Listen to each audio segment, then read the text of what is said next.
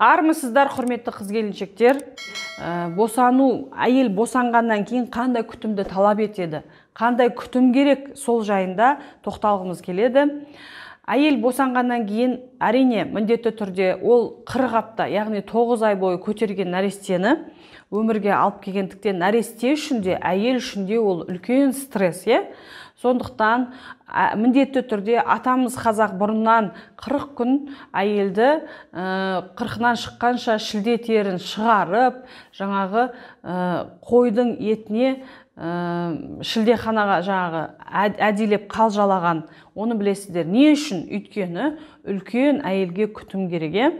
Сондықтан сіздерге айтайын дегенім, осы 40 күнде сіз балаңызды қандай неге үйретесіз күн тәртібіне, және өзіңіз босанғаннан кейін қандай күн тәртібін осы 40 күн бойы қалай өзіңізге қарайсыз, сіздің осыдан кейінгі денсаулығыңыз осы 40 күнге өте байланысты. Сондықтан үлкен жауапкершілікпен осы 40 күнді өздеріңіз өткізгендеріңіз дұрыс, бастарыңыздан саналы түрде. Ол қалай?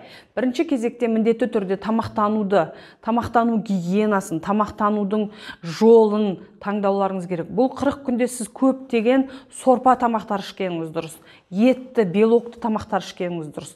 Өйткені сіздің сүйектеріңіз, сіздің буындарыңыздың барлығына осы сорпа арқылы жаңағы қойдың, жылқының, етінің жаңағы микроэлементтері сорпа арқылы сізге барады, және сіздің шілде теріңіз осы 40 күнде шығады.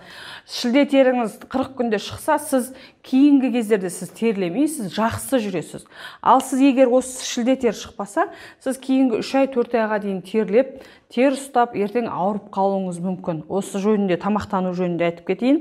Екінші, сіздің гигиенаңыз.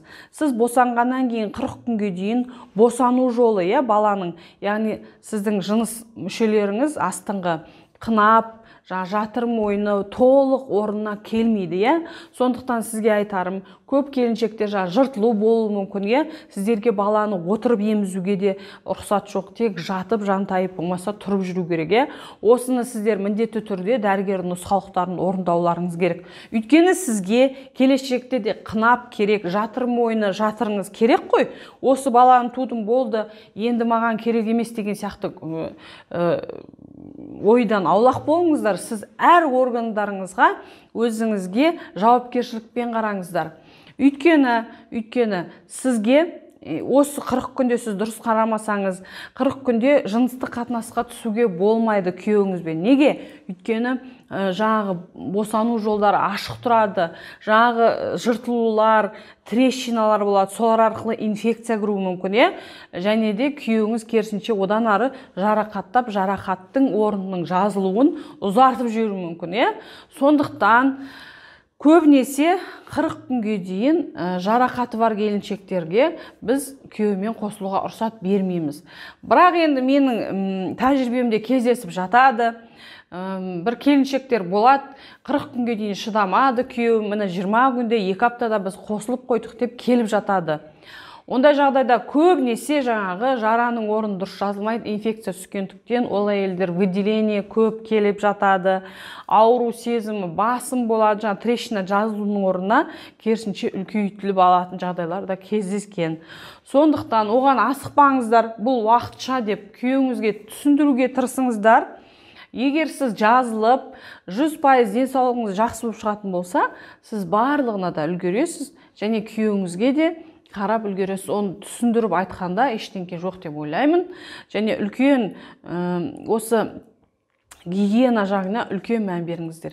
Енді үшінші айта кететін жағдай, жас нәрестенің күтімі. Нәрестеге міндетті түрде жауапкершілікпен қараңыздар.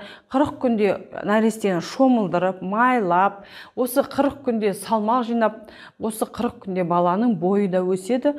Баланың осы 40 күнде көру қабілеті, терең есту қабілеті, барлық қабілеттері осы 40 күнде көбісі дамиды.